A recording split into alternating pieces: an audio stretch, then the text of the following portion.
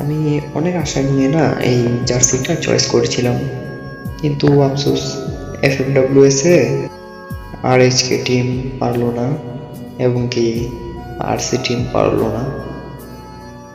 অর্থাৎ এক কথায় বলতে বাংলাদেশ টিম হেরে গেছে। আমি জার্সিটা নিয়েছিলাম, এটা জার্সি নিয়েছি রেড হক আরএক্সি, আর আফতারটা নিয়েছি আরসি।